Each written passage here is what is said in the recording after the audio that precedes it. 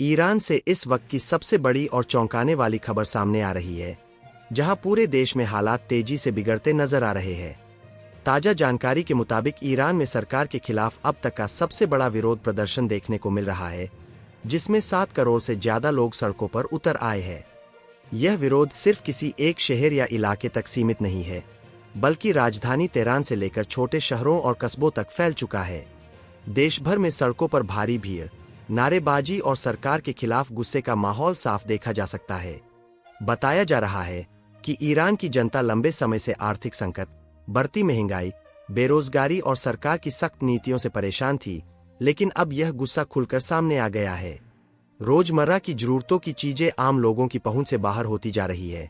Petrol, खाने पीने का सामान और दवाइयों की कीमतें लगातार बढ़ रही है।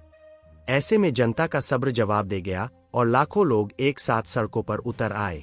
ईरान की कुल आबादी करीब 8.5 करोड़ बताई जाती है, और अगर इसमें से 7 करोड़ लोग प्रदर्शन में शामिल है, तो यह अपने आप में एक ऐतिहासिक आंकड़ा है। विशेषज्ञों का कहना है कि ईरान के इतिहास में इससे पहले कभी इतना बड़ा जन आंदोलन देखने को नहीं मिला। हर उम्र के लोग इस प्रदर्शन का हिस्सा बन रहे हैं, जिनमें युवा, महिलाएं, बुजुर्ग और कामकाजी वर्ग सभी शामिल है। राजधानी तेहरान में हालात सबसे ज्यादा तनावपूर्ण बताए जा रहे हैं। यहाँ प्रमुख सड़कों पर भारी भीड़ जमा है, ट्रैफिक पूरी तरह ठप हो चुका है और कई इलाकों में आम जनजीवन बुरी तरह प्रभावित हुआ है। सरकारी इमारतों के बाहर सुरक्षा बढ़ा दी गई है और प्रदर्शनकारियों को रोकने के लिए अतिरिक्त बल तैनात किए गए हैं। कई शहरों से ऐसी भी खबरें आ रही है कि प्रदर्शनकारियों और सुरक्षा बलों के बीच झड़पें भी हुई है। सोशल मीडिया पर वायरल हो रहे वीडियो और तस्वीरों में साफ देखा जा सकता है कि किस तरह लाखों लोग एक साथ सड़कों पर चल रहे हैं और सरकार के खिलाफ नारे लगा रहे हैं। हालांकि सरकार की तरफ से कई इलाकों में इंटरनेट सेवाओं को सीमित कर दिया गया है, ताकि जानकारी बाहर न फैल सके। इसके बावजूद कुछ वीडियो और तस्वीरें सामने आ रही है, जो हालात की गंभीरता को बयां करती है। ईरानी सरकार ने इस पूरे मामले पर कड़ा रुख अपनाया है।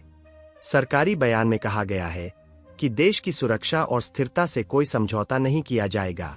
हालात को काबू में रखने के लिए सुरक्षा बलों की तैनाती बढ़ा दी गई है और कई जगहों पर सार्वजनिक सभाओं पर रोक लगा दी गई है। सरकार का कहना है कि यह प्रदर्शन देश को अस्थिर करने की कोशिश है, जबकि प्रदर्शनकारी इसे अपने हक और भविष्य की लड़ाई बता रहे हैं। इस बड़े आंदोलन का असर अब अंतर्राष्ट्रीय स्तर पर भी दिखने लगा है।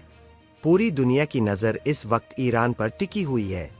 अमेरिका, यूरोपीय देशों और कई मानवाधिकार संगठनों ने हालात पर चिंता जताई है और ईरानी सरकार से संयम बरतने की अपील की है।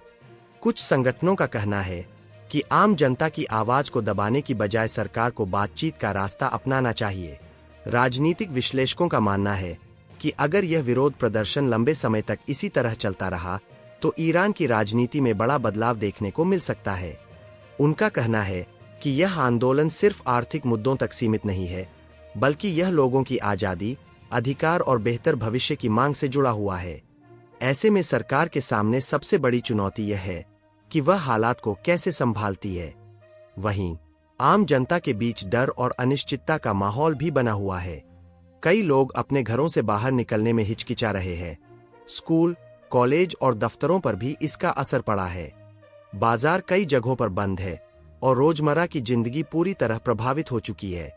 लोग सिर्फ एक ही सवाल पूछ रहे हैं कि आगे क्या होगा। अब सबसे बड़ा सवाल यही है कि क्या ईरानी सरकार जनता की मांगों को सुनेगी और कोई बड़ा फैसला लेगी, या फिर हालात और ज्यादा तनावपूर्ण होते जाएंगे। क्या यह आंदोलन सरकार को झुकने पर मजबूर करेगा या इसे सख्ती से दबा दिया जाएगा। आने वाले कुछ दिन ईरान के भविष्य के लिए बेहद अहम माने जा रहे हैं।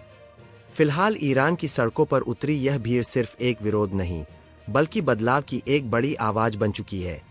पूरी दुनिया की निगाहें इस आंदोलन पर टिकी हुई है और हर कोई जानना चाहता है कि इस ऐतिहासिक प्रदर्शन का अंजाम क्या होगा। ईरान से आ रही खबरों के बीच अब हालात और भी ज्यादा संवेदनशील होते दिखाई दे रहे हैं। ताजा रिपोर्ट्स और सोशल मीडिया पर सामने आ रही जानकारियों के मुताबिक कुछ इलाकों में स्थिति हिंसक मोड़ लेती नजर आ रही है। दावा किया जा रहा है कि देश के कुछ हिस्सों में उपद्रवी तत्वों द्वारा धार्मिक स्थलों को नुकसान पहुंचाने की घटनाएं सामने आई है। हालांकि इन दावों की स्वतंत्र रूप से पुष्टि अभी नहीं हो पाई है। इन खबरों के बाद पूरे देश में तनाव और डर का माहौल और गहरा हो गया है। इसी बीच ईरानी सरकार ने हालात को काबू में करने के लिए सख्त कदम उठाते हुए पूरे देश में इंटरनेट कनेक्शन बंद या बेहद सीमित कर दिया है। इंटरनेट बंद होने के कारण सही जानकारी बाहर पहुंचना मुश्किल होता जा रहा है और अफवाहों का खतरा भी बढ़ गया है। सरकार का कहना है कि यह फैसला सुरक्षा कारणों से लिया गया है ताकि हालात और न बिगड़े, जबकि मानवाधिकार संगठनों का आरोप है कि इंटरनेट बंद कर जनता की आवाज दबाने की कोशिश की जा रही है। सोशल मीडिया पर वायरल हो रहे कुछ वीडियो और तस्वीरों में यह भी दावा किया जा रहा है कि प्रदर्शनकारी कई जगहों पर ईरान का मौजूदा झंडा हटाकर पुराना झंडा लगा रहे हैं। जानकारों का कहना है कि यह कदम सिर्फ विरोध नहीं, बल्कि मौजूदा शासन व्यवस्था के खिलाफ गहरे असंतोष और राजनीतिक बदलाव की मांग का प्रतीक माना जा रहा है। हालांकि सरकारी स्तर पर इन दावों पर अब तक कोई आधिकारिक पुष्टि नहीं की गई है।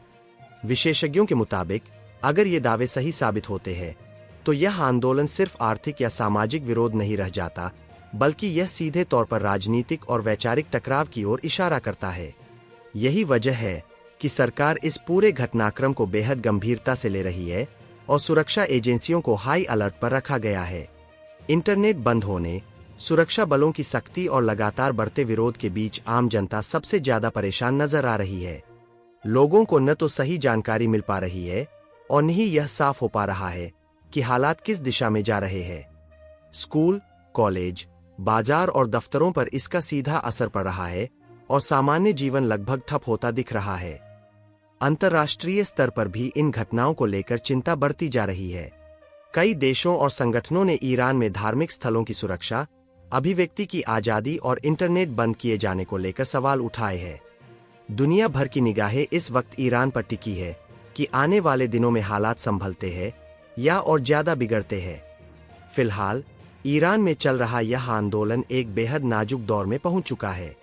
इंटरनेट बंद, हिंसा के आरोप और प्रतीकों में बदलाव के दावे इस बात की ओर इशारा कर रहे हैं कि देश में असंतोष अपने चरम पर है। अब सबसे बड़ा सवाल यही है कि क्या हालात शांत होंगे या यह संकट और गहराता चला जाएगा।